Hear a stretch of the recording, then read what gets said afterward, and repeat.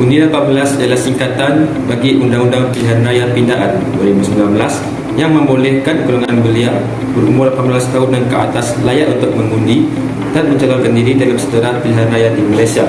Pindaan perlembagaan ini merupakan kali pertama dalam sejarah Malaysia di mana pindaan tersebut merupakan sebuah pindaan perlembagaan yang disokong oleh semua ahli parlimen di peringkat Dewan Rakyat dan Dewan Negara pada tahun 2019, di mana pilihan raya negara ini akan menggunakan pendaftaran pemilih secara automatik bagi pengundi yang berusia 18 tahun pada tahun hadapan. Undi 18 penting kepada anak muda kerana undi 18 mampu mengubah gaya politik lama. Golongan muda harus membuktikan mereka mampu menawarkan wadah baru politik yang lebih segar.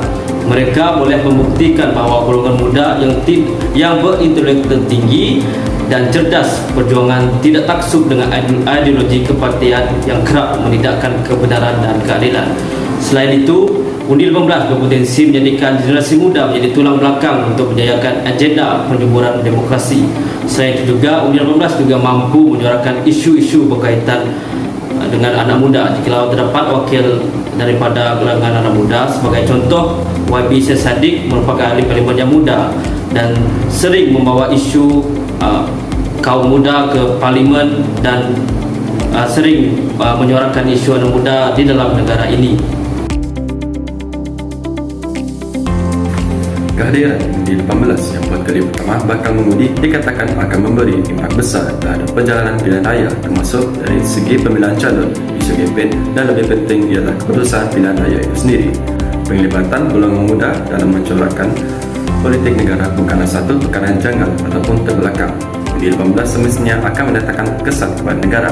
Oleh itu, antara kesan Undi 18 kepada negara adalah: yang pertama, boleh mematahkan golongan muda dari peringkat awal dalam memahami seluk-beluk politik dan pemerintahan negara. Antara perkara yang boleh dilakukan untuk membentuk literasi politik adalah mendidik konsep asas di peringkat seawal peringkat sekolah menengah. Pada peringkat ini, mereka perlu menguasai konsep asas seperti konsep pengasingan kuasa, perbezaan sistem first past the post dengan sistem perkadaran, rule of law, masyarakat sivil dan sebagainya. Konsep ini penting dididik agar mereka memahami falsafah dan etika bagi memastikan pemahaman ini meningkat dari semasa ke semasa. Selain itu, kita juga boleh memberi ruang seluasnya kepada generasi muda ini dengan memberikan ruang penghormatan menjadi keahlian dalam parti-parti politik.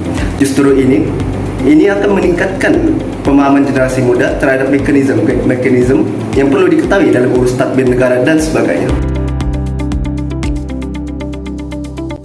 Kesimpulan mengenai Undi 18 adalah bahawa ia melibatkan usaha untuk menurunkan had umur pengundi dari 21 tahun kepada 18 tahun, memberikan peluang kepada generasi muda untuk terlibat secara aktif dalam proses demokrasi negara mereka. Dengan Undi 18, anak muda diberi hak untuk memberi suara dan mempengaruhi keputusan politik serta memastikan pandangan mereka diwakili dalam perbuatan keputusan politik.